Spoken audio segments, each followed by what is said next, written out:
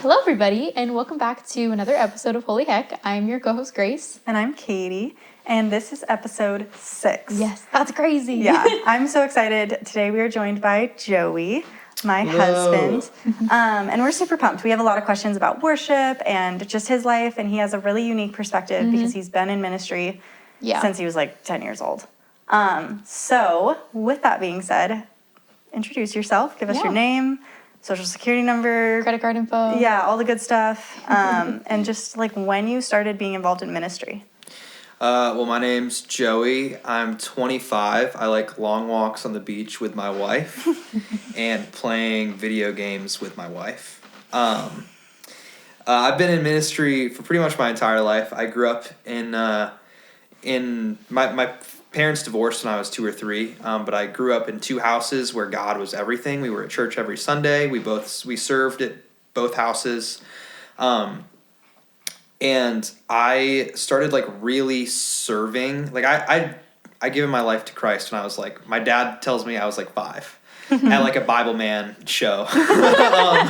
You believe in Jesus. Yeah, I do. Yeah, and so it was constant. We talked about this last night. I don't really recollect a moment where like the Holy Spirit was with me. He always has been.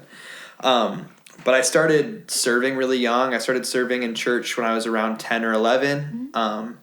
It was in the kids ministry. I ran Pro Presenter. And if you don't know what that is, it's like Google Slides or PowerPoint, but for church. So think of worship, the text and the lyrics. That's PowerPoint. I mean, Pro Presenter. I started doing that when I was 14, 15-ish. I started serving on a youth team in my church. It was really dingy and kind of taped together. It was there was only 2 guys on the worship team. Okay.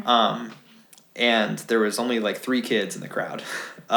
It was my home church that I grew up in. I kind of seen it rise and fall.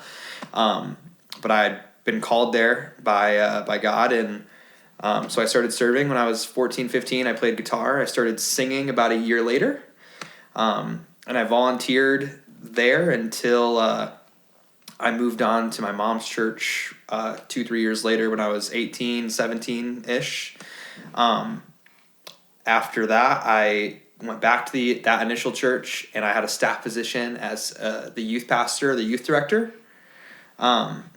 And then since then, I've had several other church jobs and been on staff at a couple different churches. I think 3 after that, 3 other churches I was on staff at. Okay. How did that start? So how, like, you were serving and all this stuff, and then you suddenly were on staff at a church? Like, how did that go? So at this church that I started serving at when I was 15-ish. Mom's church? No, not my mom's church. Home church. Home church. Okay. This was initially my mom's church, but they had planted a separate church, which my your mom's mom church? started going to. Gotcha. Okay. And before the plant, my mom was like a volunteer and led worship at our church. And so I was around it all the time. Eventually she moves on, but I want to keep going here. And I started going with my dad because my dad went for a little while. It's all crazy. And eventually what happens is I go to volunteer for the worship team with youth specifically. And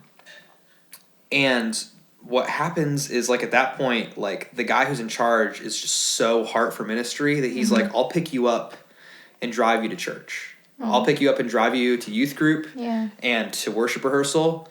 And that's just how we'll do it because your parents go to 2 different churches now and it's not this one. So I start doing that, get my reps there as like a volunteer, as a guitar player, a singer. And you're how old when this is happening? 15. 15. Okay. Around there. Do that for a couple years, grow the ministry a little bit, and then due to some hard leadership stuff going on within our church, we saw that ministry decline and completely just kind of disappear overnight. And it left me and the other volunteers involved all really hurt and kind of jaded. And so I called my mom, who is now on staff as the worship director, worship pastor at her church. And I was like, I have nowhere else to go, but I don't want to stop serving. And my mom was shocked because I didn't like her church. We had a building, but they were in a school auditorium, set up, tear down. As a 17-year-old, that's like the worst. I wake up at 6 a.m. every morning. I don't want to do it on Sunday too. But she's like, yeah, like absolutely, like we'll have you. And that's where like worship leading turned into leading. Cool. Outside of music and worship, this is where I like was encouraged to become a leader, had actual responsibility. My mom was like just constantly giving me new things. Like, hey, I want you to pray now. I want you to introduce this song, speak on it. I want you to pick the team this week, et cetera, run rehearsal. Giving you the ropes. Yeah. That's really cool. Yeah, I was getting the crash course on worship leading more than just a volunteer role. Yeah. And eventually, the church that I was at prior, the church that I was 15 when I started doing that, they on Facebook had announced that their worship pastor was stepping down from his role. And I was like, okay, I'm 19, almost 20. I like turned 20 like 2 months after this. Yeah.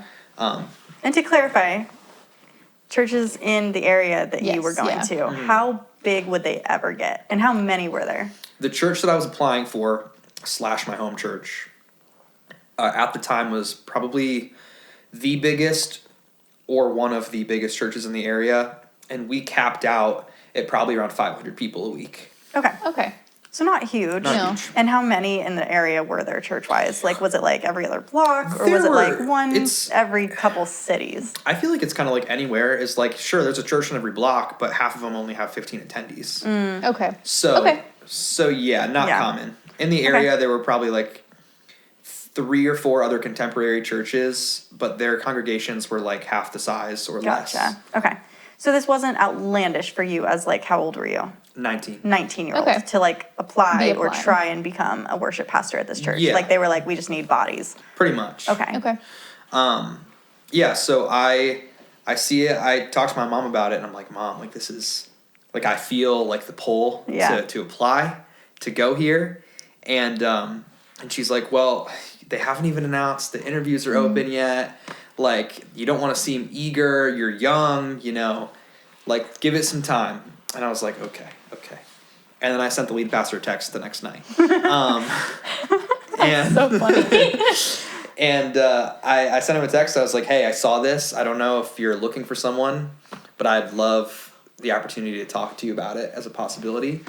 And he was like, absolutely. Let's sit down. This is right as COVID is starting. Oh, gotcha. And so I forgot about all that too. And so he's like, let's set up a Zoom call. Zoom call. Ugh.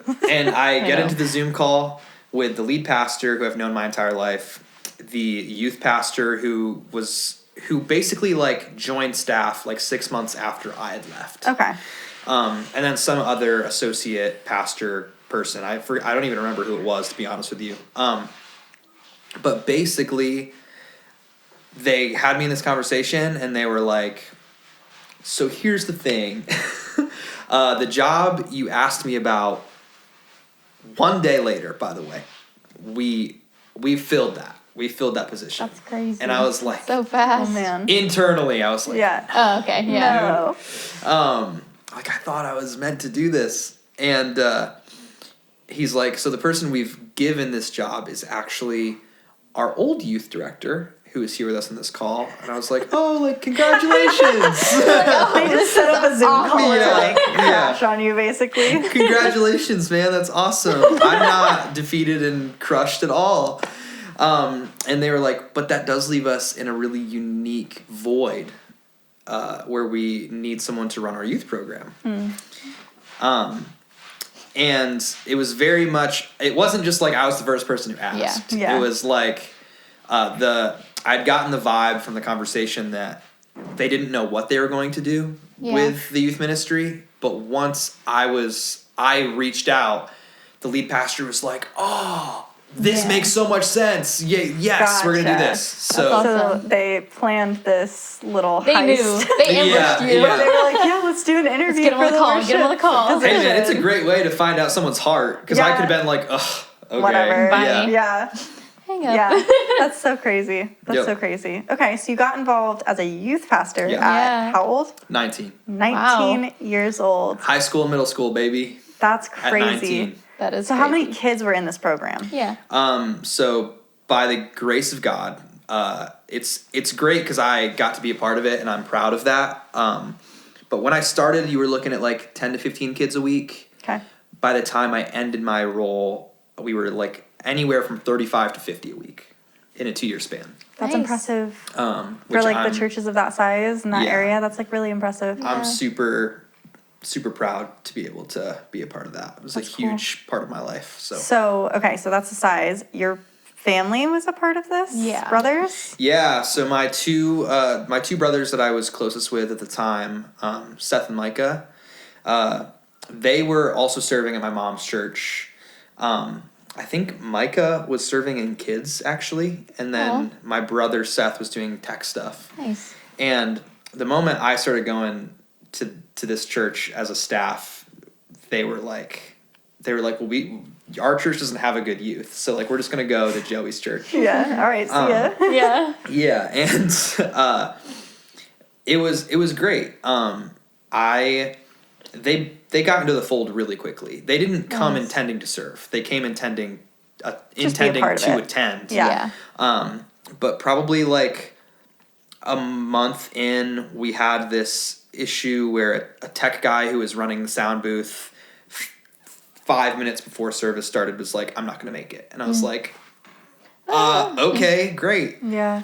I knew my younger brother Seth could do it, but he had expressed he didn't really want to be serving right now. And so I was just like, hey, I'm so sorry. I just need you this week. Yeah. And like, I won't ask you to do it again. I absolutely Yeah. intend to respect that. And he's like, yeah, I got you. Don't worry about it.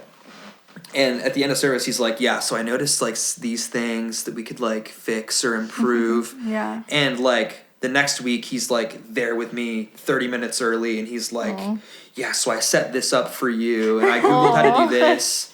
And he's like, do you know how to do that? Yeah, That's so he cute. was all in. That's really Yeah. cool.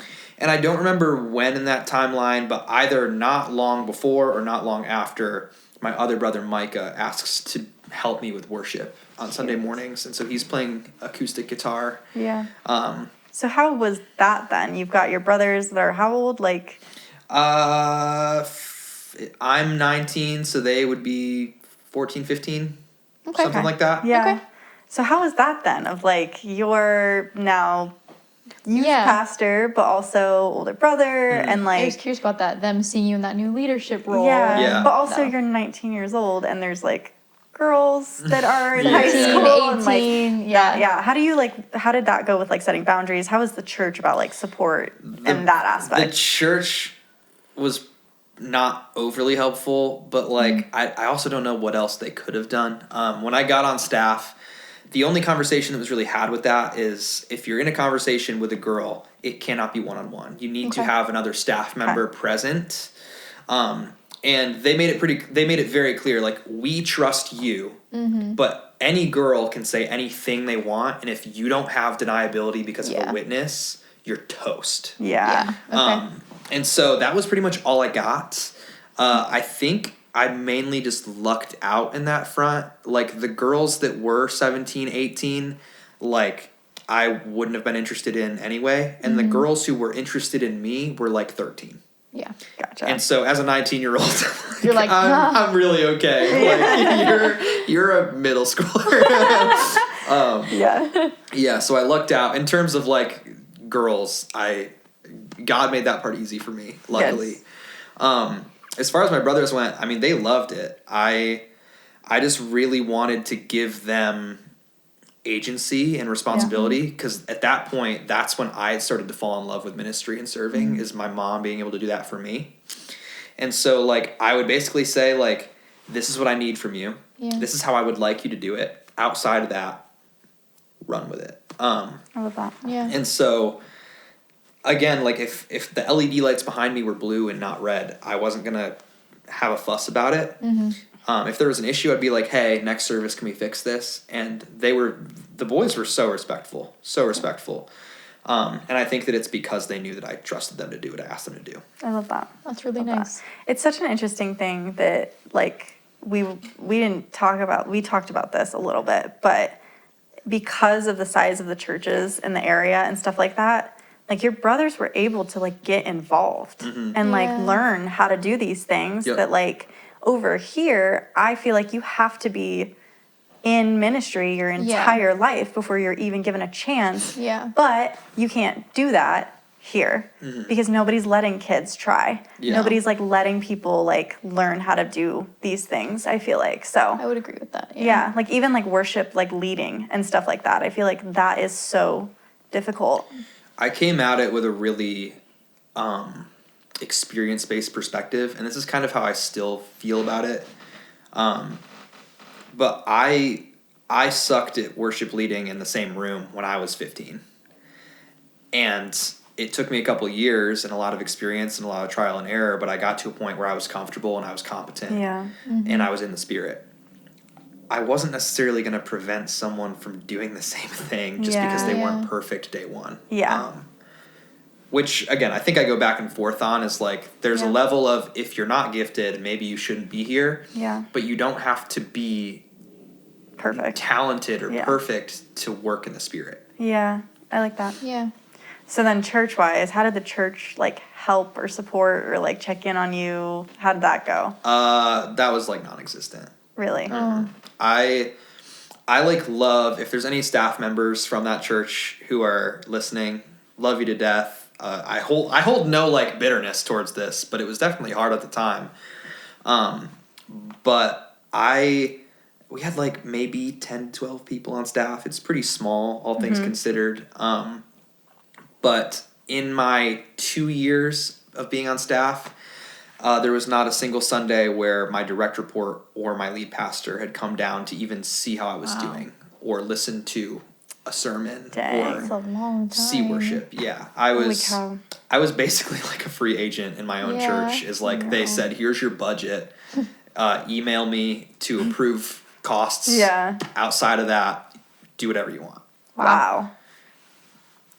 Which is cool in one way and Really sucky difficult in another. Yeah. Imagine. No, that makes a lot of sense. So then after worship or after youth pastor, what happens? Why do you leave? You said 2 years in it and then you leave. 2 years go by. The ministry grows. It's incredible. So blessed to be a part of it. We do like a whole renovation of the downstairs room. It's awesome. And God had really started to put on my heart that like, hey, you've done what I've asked you to do. You've been faithful in this. It's time to move on. And I remember thinking to myself and saying to people a lot is like, the ministry was called Merge. I would say to people all the time, like, in this season, Merge really needed a cool older brother. But in the next one, they need a reliable parent. I love that. I love that viewpoint. Because I was great at relating. I feel like I was great at teaching, but I don't know if I went back and listened if that's still true. And I had incredible relationships with all my students. But like on the leadership end, I had a lot to learn. And there was a lot of places I fell short. And so it was just time. God had made it clear that it was time, not because I was doing poor, but it just was. I had always had this passion and desire to pursue writing and recording my own music, and I had had some pretty failed attempts to do that prior. But it was just like the perfect time. My mom had encouraged me because I was expressing to her that it was time to go or whatever. And she was like, well, your uncle who lives here in Idaho, he can mix and master music. You should just go. We can call him, see if you can stay with him, and he can help you do that. Yeah. And you can just go from there. And so, That's cool. So yeah, I quit my job. I think 4 weeks later, I did onboard the next person, by the way. I onboarded, trained, all that stuff. Yeah. But I quit my job. A couple weeks later, I drove my instruments out across the country. because I'm coming from New York, which is that's Yeah. the entire country, Yeah. if you don't know. Yeah. And I stay with him for a couple months, and I write and record 8 songs, release the songs later that year. I meet Katy while I'm in Idaho, and so I come back. When I got back home from Idaho, I was like, I need to get back so I can marry this woman yesterday, you know? Yeah. And so I'm just taking odd jobs to make money, save money. I work at UPS, a shoe store. But I also was blessed at that point. My mom's church was going through some leadership changes. My mom, who was the worship pastor at that church, was taking on like a lot of the sermon giving and the speaking, because the lead pastor was on sabbatical and then he stepped down. And so she wasn't taking that role, but while they were looking for a permanent replacement, Gotcha. they were like, we can't burn my mom out. Yeah. And so would you be willing to be an interim position while we start the search? And so I was like, yes. So you got an interim position doing what? I was a worship director. I did everything. Wow. And how long did that last? Until I moved. So 8 months, I think. Okay. And then when you got here, what happened with ministry? I was not burnt out, but I was definitely wanting a break, especially just because the last however many years were back to back to back to back, work, ministry, serving, whatever. And so at this point, we're married. Katy's making great money at real estate at this point. And so I'm like, I can just be a house husband. I can cook and clean and take care of our daughter, and it's great. Until the money stopped coming in. And we were in a really bad financial situation. I took on a part-time job, but it wasn't doing it. Burning through savings, asking our parents for rent money. It was bad. But in a twist of fate, God opened a door for us with a church opportunity.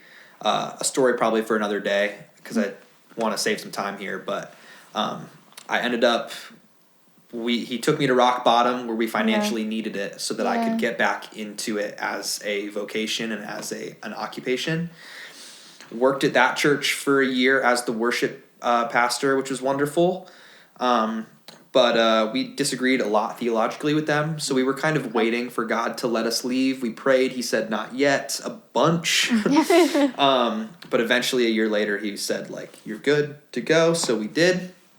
And I'd been helping out serving with some friends in another church for a long time that we loved. So we decided to go and attend this church. And then that was like, I feel like that was like a pivotal moment for us too, because we were like, we're not going to a church because we have to. We're not going to a church for a job. Like we are going to a church because we want to go here. Yeah, the financial situation pressure. had sorted itself out in a way where we were okay. For me to not have an abundance of money. I think we would have, I think we like literally said over and over again, like we would rather be poor than have to go to a church because of a job. Yep. And so, and like the first time we ever came into this church, like the pre-service prayer meeting, like they had spoken to basically every single problem we currently had with our church. Yeah. And righted it. Yeah. And so we were like, well, we love it here. Here's where we're staying. Yeah.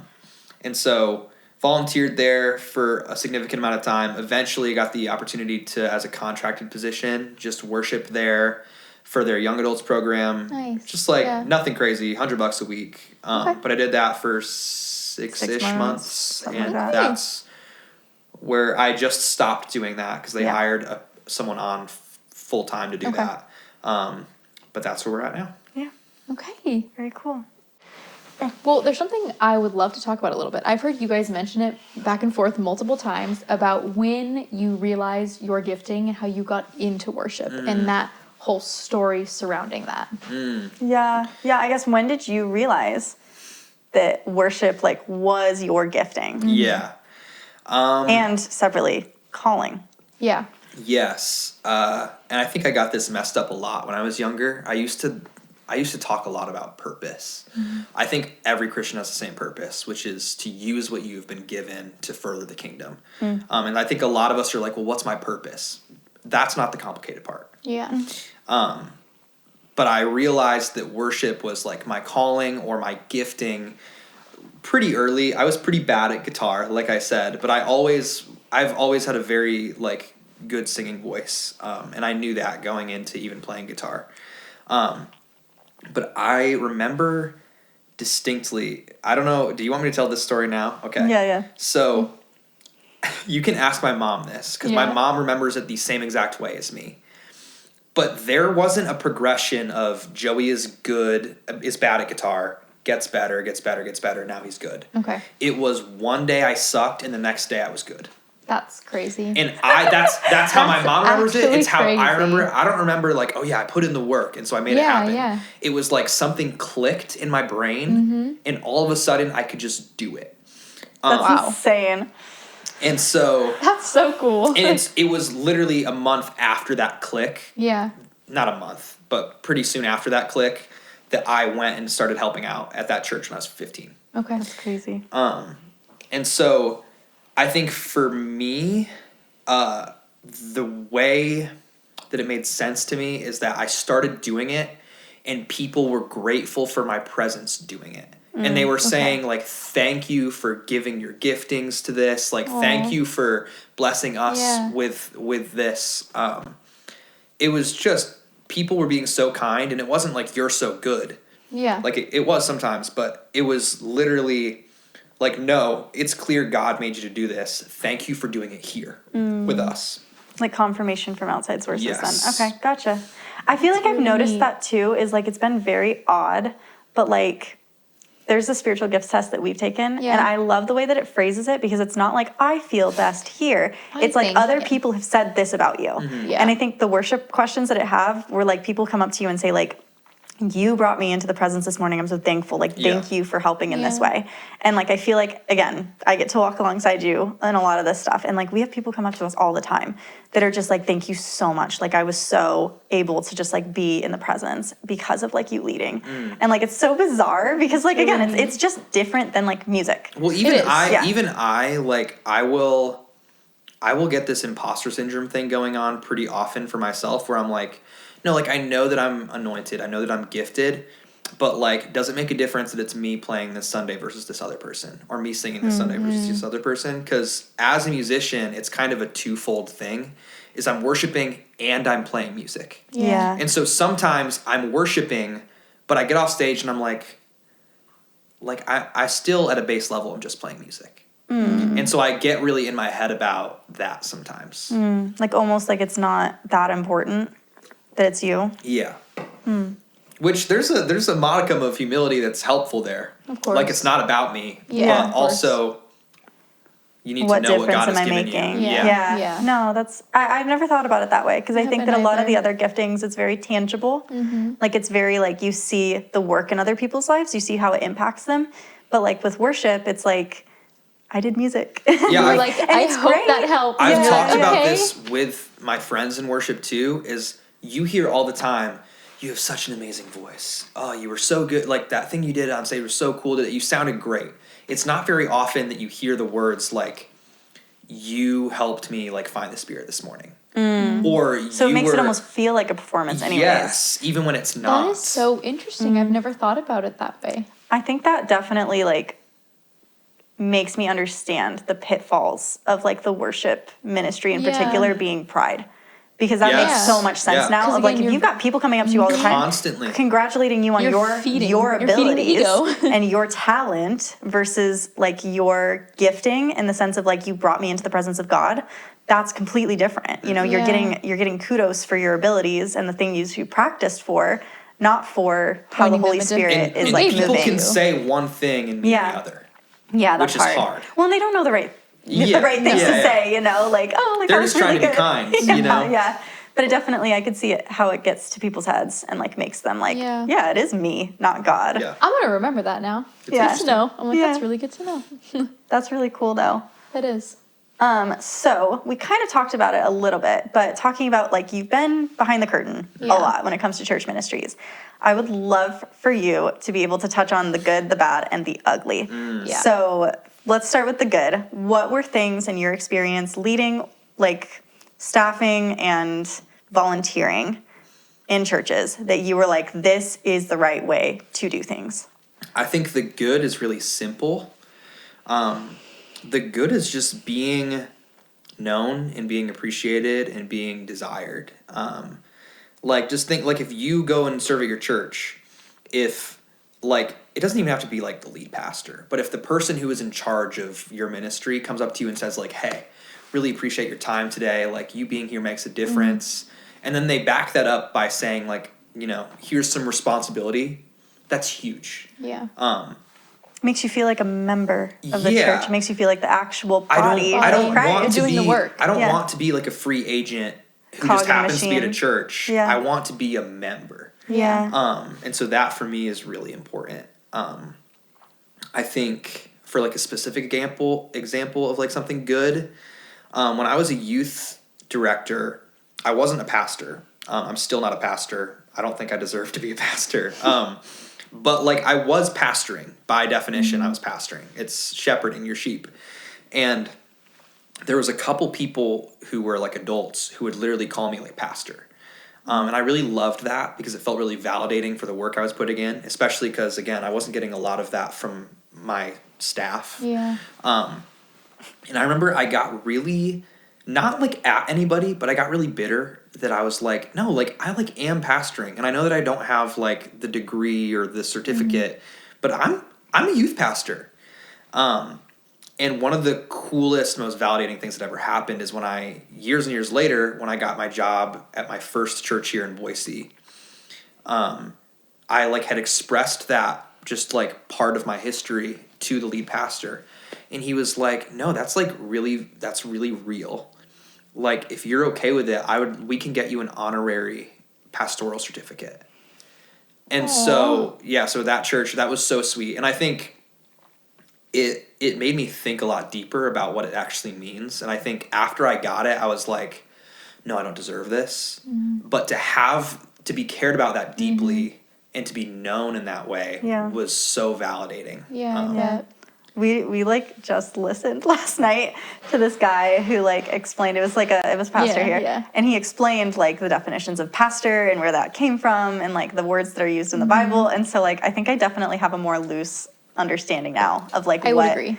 the term and title of pastor is. Like I Actually don't feel means. as scared calling people pastor. Paul didn't have a Bible degree. No. Yeah. Yeah, but it wasn't even like degrees or qualifications. It's like literally what they do. It's literally like from a shepherd, like leading pastoring. Yeah, And we were yeah. like, oh, like it isn't this long list of X, Y, and No, Z. it's you not have an to meet to elder, be an called overseer, or like anything like that. Like a pastor doesn't have to be an elder or an overseer. Like a pastor is just somebody that pastors too. And so like, yeah, I feel like I have a way looser understanding of like, that. I would agree. I don't think that term needs to be a rank that's like Yeah. above everything else. Like agree. elders do and like overseers Yeah, and deacons. deacons. But like even then like deacons can be pastors and pastors Yeah. can be deacons and but even people that are underneath deacon can be like considered a pastor as long as they Yeah. are shepherding the flock. Yeah. So yeah, Really cool. that is really cool. Okay.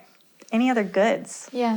Nothing specific comes to mind, which Okay. sounds pretty poor, but I don't think it's completely inaccurate either. Yeah. Okay. Okay. A lot So of then- hardship. So the bad. Yes. Let's try and keep it fairly succinct. I'm sure there's been so much. Like, again, you've got a bunch of broken people that are trying to run God's church as a church, but also as a business. Yeah. And that can cause a lot of issues. Yeah. So probably like top 2, if you can keep to that. I mean, I think the idea of what I mentioned earlier, of like no one on staff, including my direct superiors, ever came down to even, like, bro, for all they knew, I could be horrible at my job. Yeah. And sure, they have people telling them like, oh, like Joey's so great, but Yeah. but you know, people don't Yeah. always Didn't know see what's it for good and what's themselves. bad. Yeah. I think that for me stands out as one. Another example, same church, is they had started a new ministry, and our church, we owned a building, and it was an old school. There was no shortage of rooms, but they wouldn't get past the fact that like, no, it needs to be held in the youth room. And I was like, okay, like that's fine. I'd love to go through with like the ministry heads and be like, hey, this is how you use the gear so you don't like mess it up, because it's Yeah. on Friday nights, which is like the start of the weekend if you're on staff at a church. And then no one touches the room until Sunday, and it has to be ready to go. And so it was just a mess. We had for probably 2 or 3 months straight, every Sunday, our sound equipment was completely non-functioning. And I'd have to work it up from the bottom up to make it work again. Yeah. And it was different every time too. It wasn't the same issue, same fix. It was always different. And I went to the person on staff who was kind of in charge of like making this ministry happen. And I was like, this needs to change. And I basically got told like, tough. Yikes. And my ministry is like actually suffering. Like we're not getting to rehearse in the mornings. Yeah. Like there are some mornings where like we fix the solution 3 minutes before service is supposed to start. Jeez. And it was bad. I eventually found out what was going on. For the audio nerds, our soundboard is the same soundboard as the other one in the church, but ours was updated constantly because I cared, and the other one was not. It was like 4 years, 4 years behind in updates. They were taking a USB drive, saving a preset from the board that's essentially 4 years behind, and loading it onto a board that is current. And it completely Just fricked jacked up. up the whole It jacked thing. up the entire operating system every Oh, time. jeez.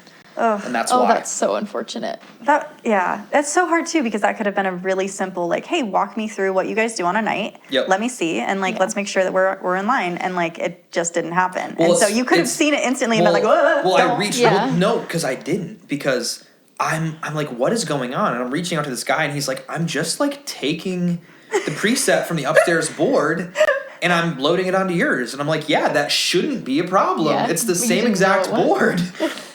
I didn't know that the worship pastor hadn't updated it in 4 years. That's And crazy. so, yeah, I found out on accident because I had gone up on a Sunday morning just like behind the booth to just like hang. And I looked down and I'm like, why does that look different? A little bit. Oh, that's Okay, funny. Well, the ugly. Ugly, yes. ugly. So this is where it gets to the like, maybe not bad in the sense of like, could have been fixed, was, just an error in leadership and, just growth pains or whatever. Yeah. This is where it's like, this is like actual corruption that's going on. What is some of the stuff that you've noticed that has been like really disheartening? And then we can get to like what we can do as a church to try and like help that and like not do that going forward.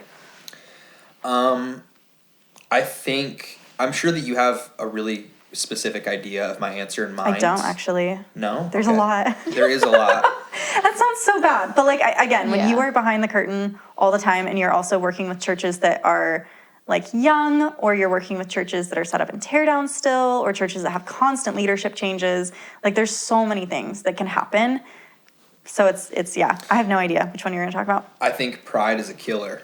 I think almost every church staff problem comes down to pride. And what I've seen this. So when you say pride, Yeah. what expression of that do you mean? Like, don't- I'm never wrong, or I'm not willing to talk to this person, or... Funny enough, it's not I'm always right. It's not I'm better than you. It's you're telling me I'm wrong and I disagree and I refuse to be wrong in that. Interesting. And I've seen a version of that in every church I've ever been a part of. There's always on staff somebody, not always, but in my experience, there was always somebody who I was like, I feel like you're not right for this. Interesting. And I would never say that to somebody because, Yeah, again, what if God did put them there, but they were growing? Yeah. But- I'm sure people thought about you that sure, way, absolutely, like in every single absolutely. situation. But I think I've seen people really wreck ministries and wreck churches because they don't know how to be wrong. You want to try that again? Because they don't know how to be wrong. Okay. And I feel bad because I don't have a specific example. We talked about this like last week, and I had come up with one, but I don't. Yeah. So if it pops into your head, you can remind me, and I can tell that story. But I've seen a lot of... There's been so many. Like, Just- again, even that idea of Yeah. like, I refuse to... And I think the thing that I literally feel like we've seen over and over again is people that have been like no, like I care to reconcile, or I care to like figure this out with this person because there's agitation or there's grating Yeah. and like we're not working well together. Yeah. And so one person is like, no, I want to like try and fix this and I'm okay being wrong or agreeing to disagree. Yeah. And the other person is like, you are not worth my time.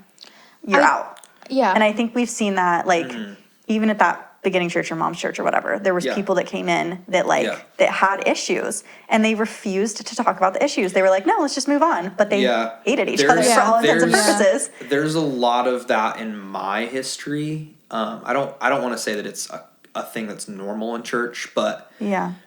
a lot of churches are just kind of like, yeah, like, sure, like these two staff members don't really get along.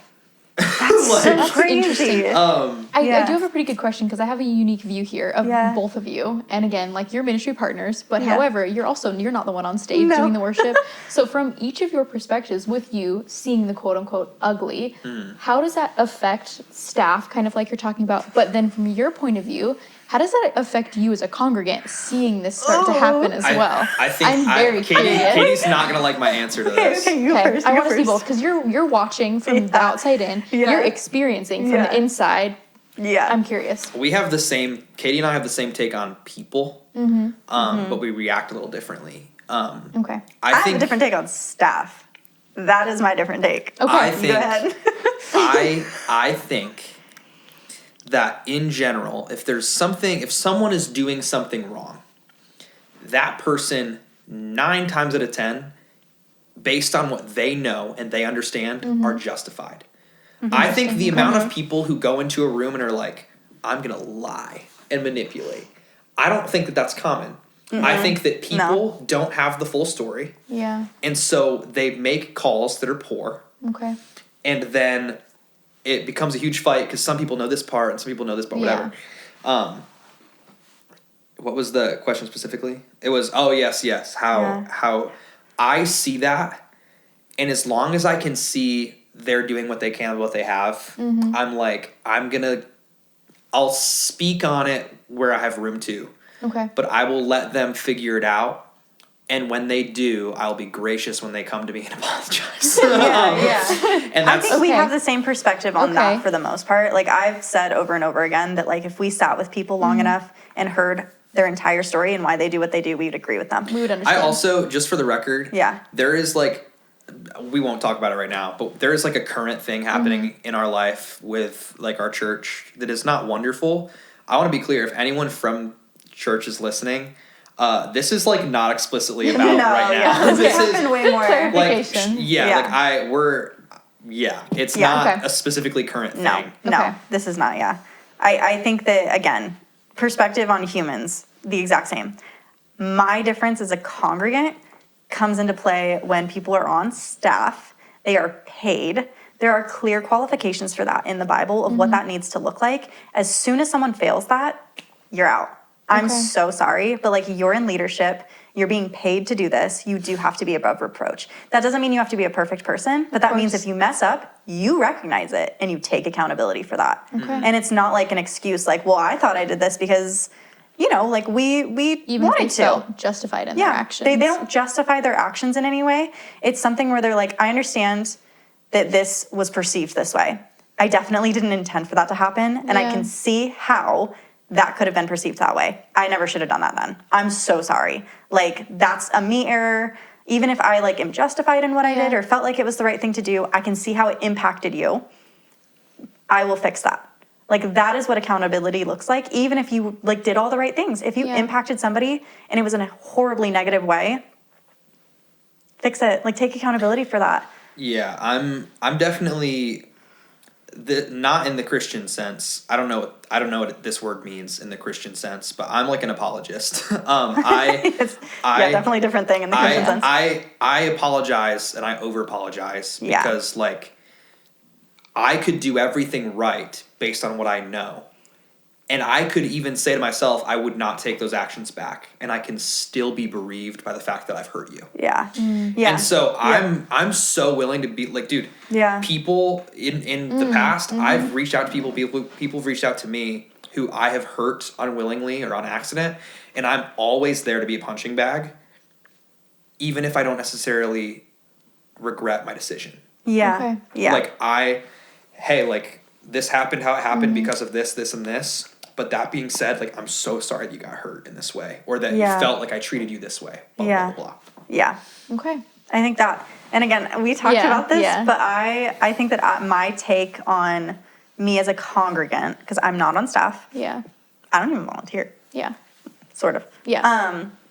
Adjacent. But I like literally like I live in Paul's epistles. Yeah. Like I just live in those books in particular in the Bible.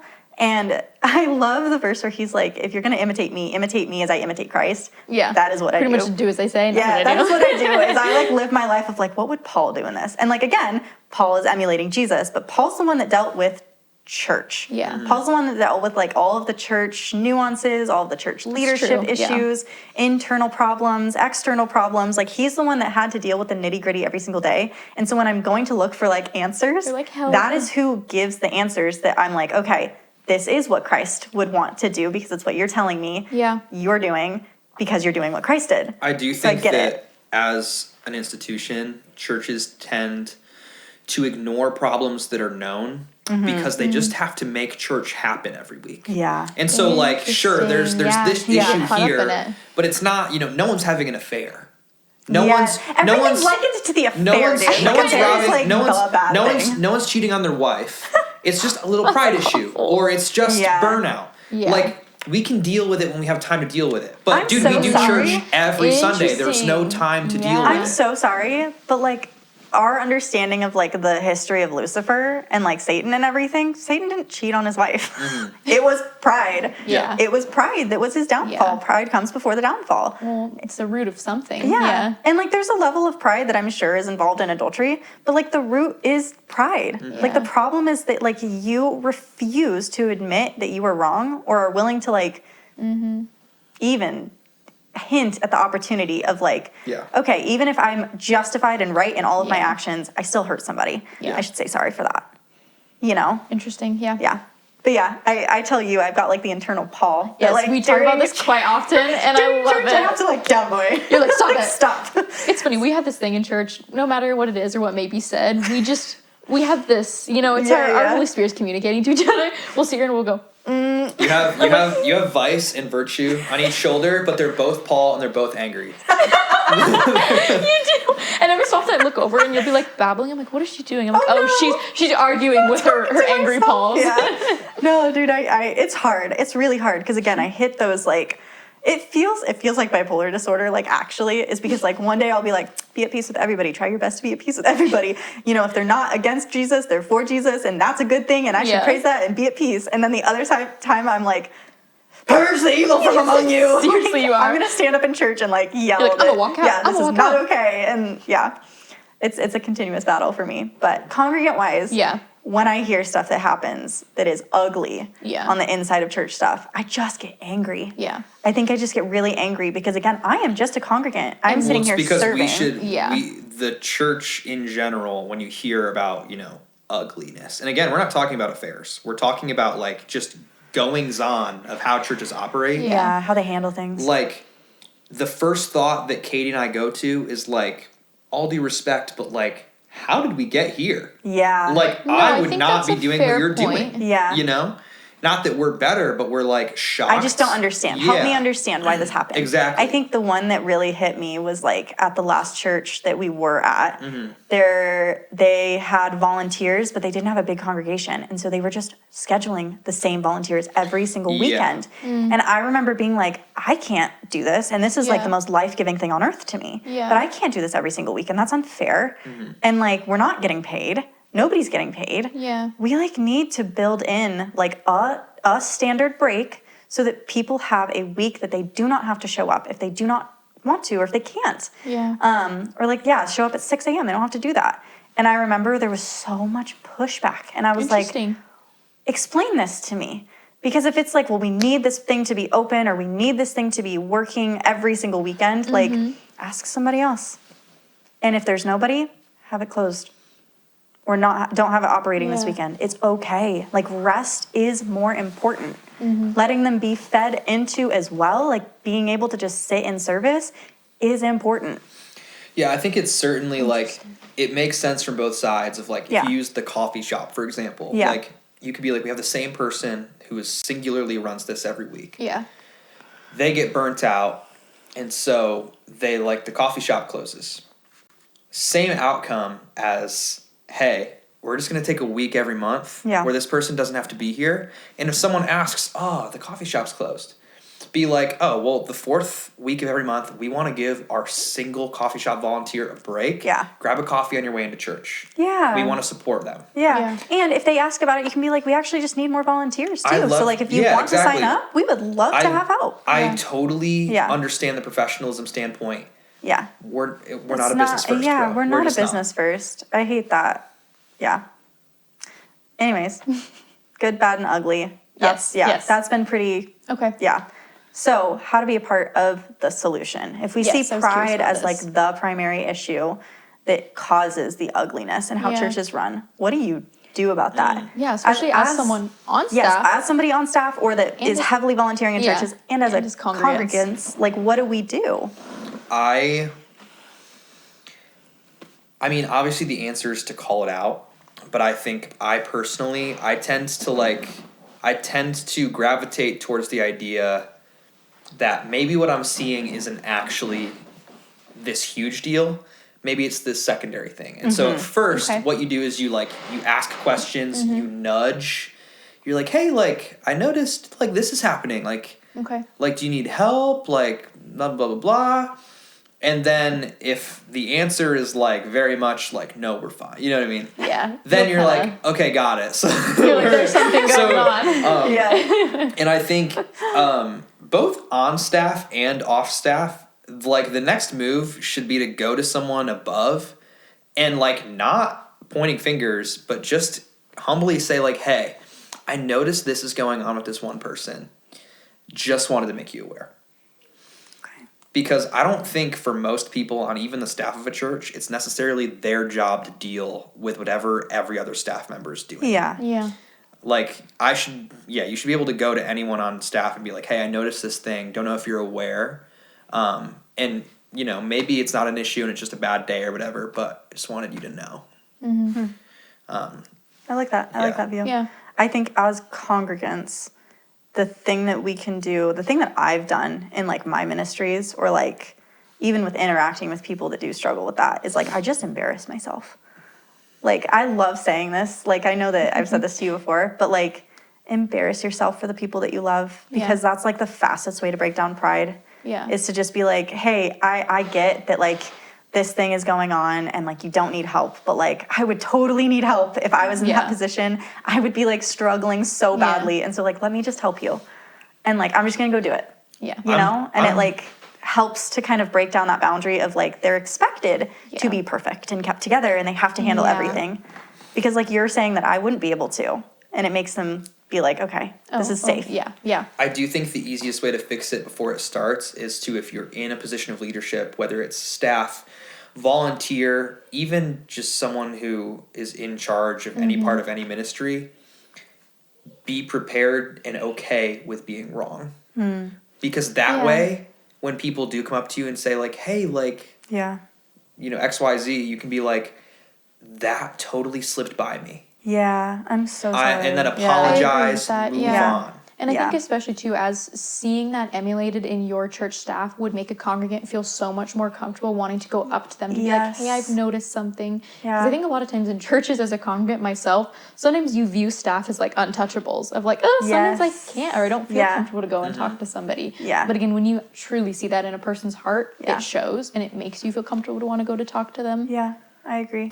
Okay, another question that we have is how, over the years of doing worship, job-wise, serving, all of it, how has your views on ministry and serving changed?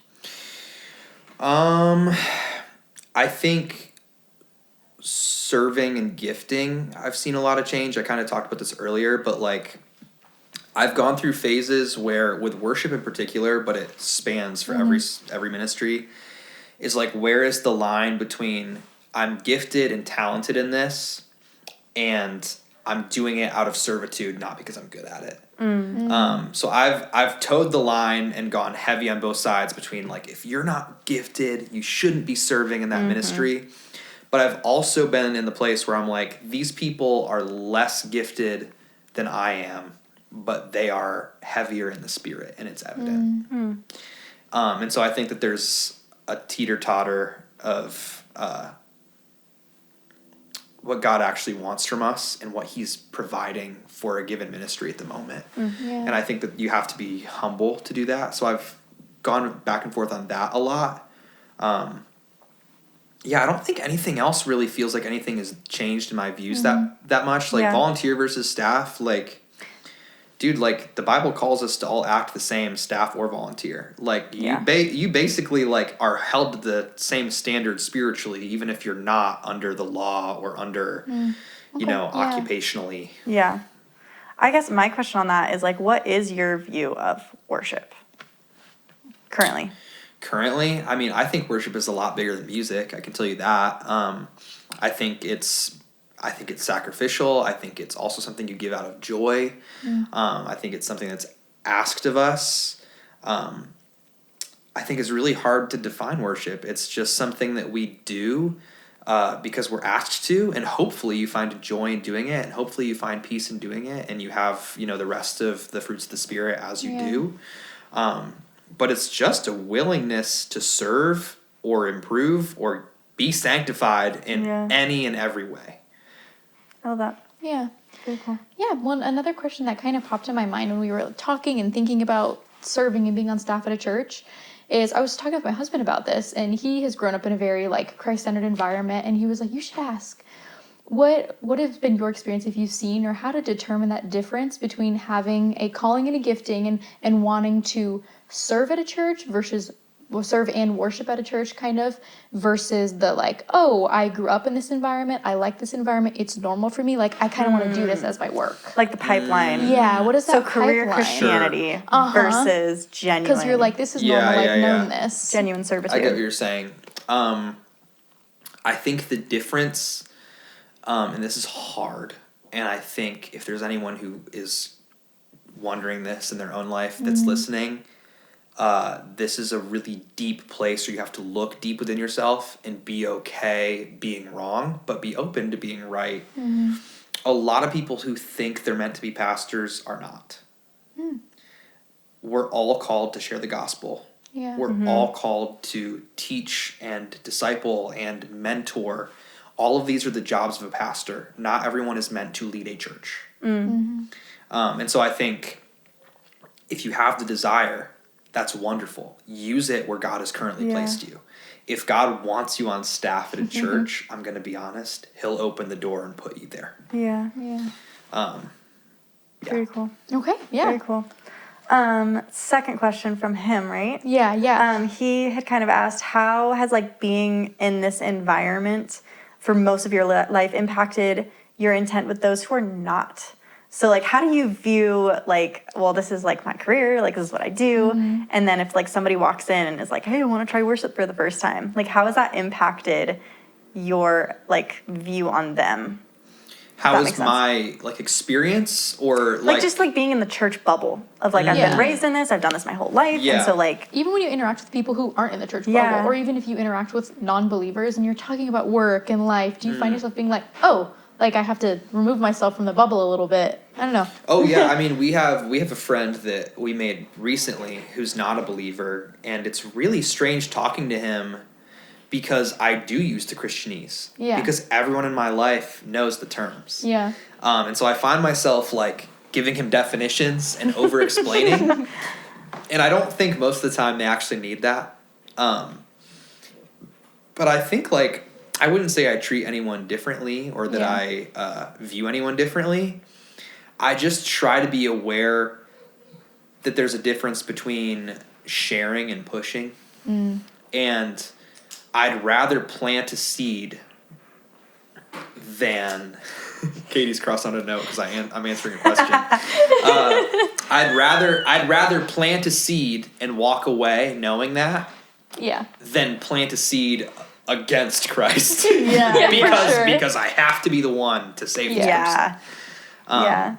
Because I've been in positions of life before where like I've had friends fall away from Christ. Where I feel like it's on me because I'm the only one in their life. And like, I don't know how they're doing now, but like, I hope that like what I said and how I acted planted a seed that God will use. But if I'd pushed harder, they'd probably be further away than they are currently. Yeah. Okay, yeah. He's actually, the example you brought up is who my husband was talking about. He's like, oh, I wonder how that interaction goes. Yeah. Because we were talking about it more. Yeah. It's interesting. I'm careful, probably a little too careful.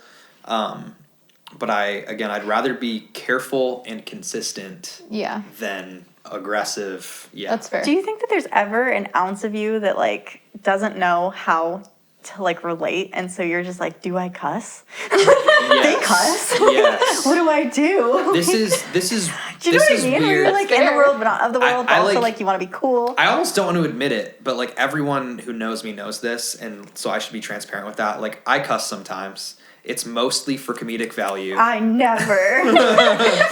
Okay. I've been convicted to not. Yeah. And so I attempt not to, but sometimes I'm just trying to be funny and it happens before I think about it. It's like quoting stuff or whatever. I think I don't struggle with maybe I do. Katy I probably do a little bit.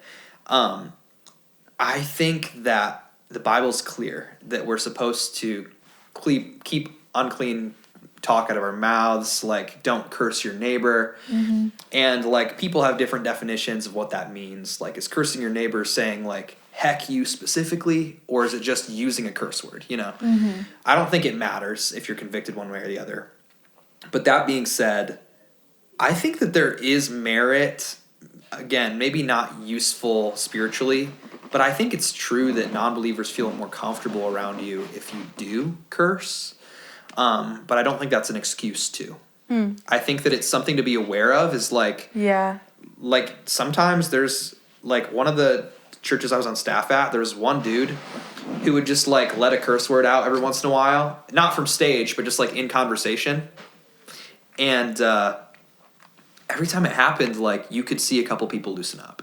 And so I don't necessarily condone it, but I think that there's something to be said about your humanness helps you connect. Because you don't have to be perfect. And you're not going to be perfect. No, that makes a lot of sense. Kind of along that line. I was curious about this too. So again, I kind of grew up. Kyle and I went to the same school, same high school, and it very much so had the view of like, you do not get tattoos, you do not get piercings, you do not dye your hair, all of this kind of stuff. How is it, and how has your experience been of like being tatted, having dyed your hair, and then like, I'm on staff at a church, like what have you received from congregants and from other staff?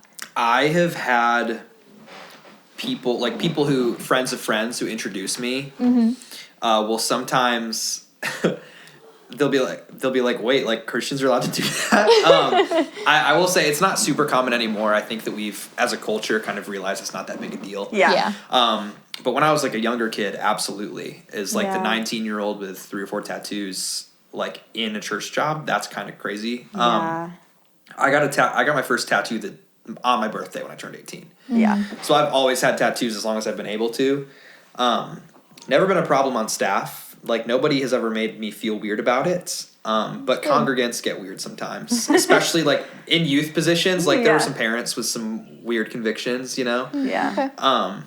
I think the only time a church member has ever, like, a staff member has ever been weird about it is our, like, lead pastor of the church we're currently going to. It was so funny. I, like, knew that he had convictions about, like, no graphic tees when you're on stage, like, worshiping. And so I'm like... I was looking to dye my hair for fun. I've never dyed my hair before, like it is now. And I was like... Well, you dyed it pink. Yeah. It's blonde. Difference. It's blonde now because Yeah. the pink has faded, not because it was meant to be like this. But it was pink. And we booked the appointment, and I, like, 2 days before was like, oh, is this going to be a problem? Because, like... I can't wear a t-shirt with a picture on it on stage. Like, I should maybe check on this. And the 2 staff members I asked were like, I mean, show me a picture of what you want. And they're The immediate way that like they're like, them being them not immediately being like, oh, don't worry about it. I was like, What do you mean? Don't worry about it. I asked them, and they were like, I mean, that should be fine. Like, that should be fine. That's reassuring. And lo and behold, a couple weeks later, it's died. I see the lead pastor for the first time since getting it died. Sees me in the hallway. He's like, "Hey, Joey, good morning." I was like, "Good morning." Not a single word about it. That's the whole conversation. He smiled at me the whole time. And so I went up to the staff members I had asked, and I was like, "Man, I was worried for nothing. It was fine." And he's like, and he went, "Oh, no, we prepped him 2 weeks ago." Like, when it was... Full debrief. Yeah, we had a debrief. Here's the to let him know. Here's when it's happening. Yeah. That's hilarious. Oh, That is really funny. yeah. Okay. Well, I think there was one other thing that I wanted to touch on as well before we get to the last question. Okay. But I remember you had said that you were like working or helping with your mom's church. Yeah. Before. This was like when you first started getting the opportunity to learn leadership and all that kind of stuff. How was that having your mom be like your direct report? Oh, basically? yeah. That's a good question. Like you're young too. When I was on staff or when I was just volunteering? When you were just volunteering. So you're like young and a teenager and like being put in the spotlight for the first time. I'm sure there's like a lot of like learning curves or like issues that pop up, and like your mom is now having to be the one that tells you stuff. I think mom's going to listen to this episode. Yeah. And she's going to love the answer to this question. It was wonderful. I think there's something to be said about someone who completely and totally understands your potential. Mm-hmm. And at the time, greater than I understood my own potential. Yeah. Because like I said, I was happy to be serving. I wasn't necessarily trying to garner a staff position in a church someday or an occupation doing that. What I was trying to do was just serve and go where God had called me. But my mom saw, no, like he's gifted and he just needs to break through some of the things he's not prepped for. She was very gracious, but she also pushed me. I was serving because I was called to and because I enjoyed it, not because I wanted to be on staff at a church. Yeah. Mm-hmm. But she, along the way, again, like I said, was saying like, yeah, it's great that you're leading this song. Now I want you to introduce a song. Make sure now I want you to pray out service. Gotcha. Now I want you really to nice. learn the software we use and plan out next week's service and then lead during rehearsal. And all of those skills led up to me being able to do what God put in front of me, which is incredible. Yeah. That is really How cool. did like correction go? Like, was there any? Correction, she was forward. Yeah. And praise God that she was, and praise God that for whatever reason I was at a time in my life where I was able to take it. I remember like probably 6 months to a year into serving at that church, my mom pulled me aside. Like, people love me. People are constantly like, "Joey, we're so glad you're here. You're so incredible," which is so sweet. But my mom pulled me aside and was like, "Joey, you're wonderful. You're gifted. Like, I believe that God has incredible things planned out for you. You have a pride problem." Wow. And thank God she said it, and thank God I listened. Yeah. And I'm always, and Katy can attest to this, I'm so aware of that all the time. Yeah. Because even though I feel like it's behind me, I'm so afraid of falling back into it. Because It's it's the most so dangerous easy. thing you can do is think that like an issue is behind you, especially when you're constantly being faced with the temptation or the issue with it. So I personally, I love you. I love you I too. like literally don't see an ounce of pride in you. I appreciate that. You get off the stage. I'm gonna agree with that too as someone from the outside looking in. Yeah. I think you come home and you're immediately like, oh man, everybody is so much better than me. Yeah. What am I even doing here? So I love you. Last question we had, and we'll wrap this up really quickly. What are the biggest 3 song influences that have impacted you? Yeah. This is the Impacted surprise me? questions. Yeah. Yes. So not worship, just songs? Nope. Just Just in songs. general. Oh my God. But I don't mean like shaped your music talent or like your Yeah. style. Like I mean impacted you. Impacted me? Yeah. Oh my gosh. Woof. I'm like tempted to pull out my phone so I can look at lists. My immediate answers go to like my big bands that I love. So like Anne Boleyn and Paramore. I'm trying to think. I think Anne Boleyn as a whole showed me a lot in my younger years. Like, hey, you can be a Christian and also like still like not be like a weirdo, you know? Because No, that's good to learn. I get what Yeah. you're saying, Yeah, yeah. totally. like a lot of what Anne Boleyn taught me through their songs and through their personalities is like the lead singer of that band is a worship pastor. And he was in ministry while he was in the band, and a lot of the songs speak about that, but it's not a worship band. Yeah. And so there are songs like, I'll say for Anne Boleyn, there's so many. I'll say a tie for first is Godspeed and The Unwinding Cable Car. Okay. They both kind of speak about potential and the impact that you can have, and not to take it for granted and not to become arrogant in those things. Love that. Yeah. I think 23 by Jimmy Eat World. That was a song that was constantly on rotation when I married Katy. It's a song literally about moving away from home and feeling like you're starting over, but it's like hopeful and it's beautiful. And that song is about when the singer turns 23. I was turning 23 and doing the same thing.